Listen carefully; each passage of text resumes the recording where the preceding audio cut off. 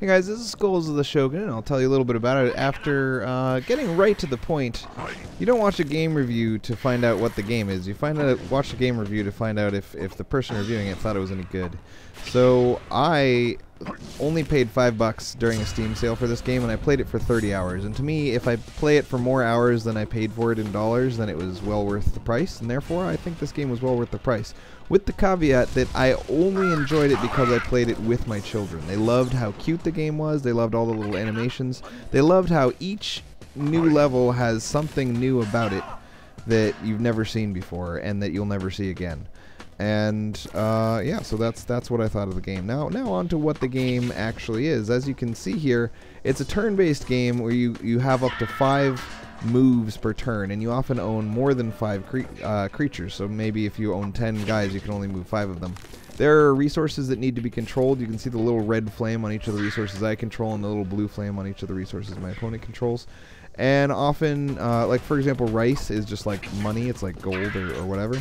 You spend rice to either cast really powerful spells that you can only cast with rice, or to purchase new units, or to that's basically it. Smell your armpits, I guess, might cost you some rice. And then there are shrines that unlock different caster types. And as you can see, that purple guy, he's a neutral Oni. That's what he's called.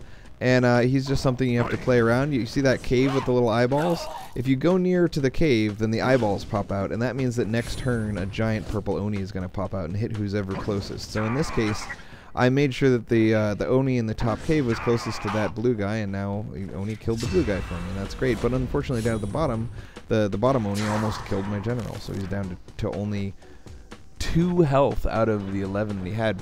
There's some strategic stuff going on with your general, too. Your general starts off meditating, and each turn he gains 1 life and 1 maximum life, as long as he meditates. So whenever you stop meditating, he stops gaining max life. So you gotta decide whether you want to take your general out early. He's kind of like the queen in chess. If you take him out early, you might get some really cool things done with him. But if your general dies, the game is over. This is an example of one of the casters. This is a cute little crow guy, and he pushes people off cliffs. And this is the only level I've seen so far that has ice.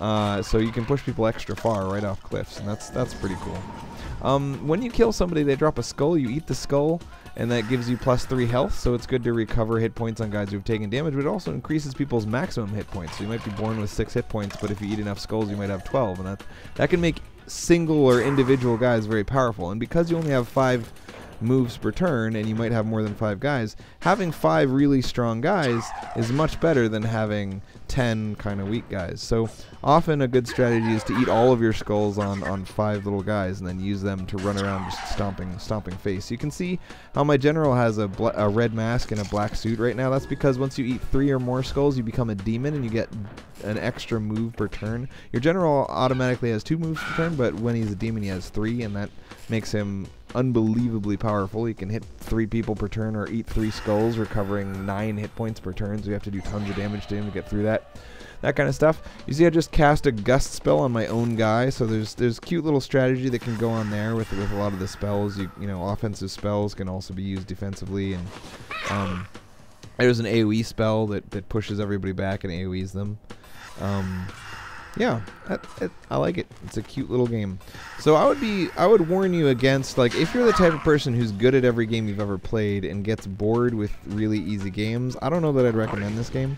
What I liked most about it was how much my kids liked it, and it was also complex enough to hold my interest. And there's not a lot of games that qualify for both of those. Usually the games that will entertain my kids are games that are so easy that I can immediately beat them.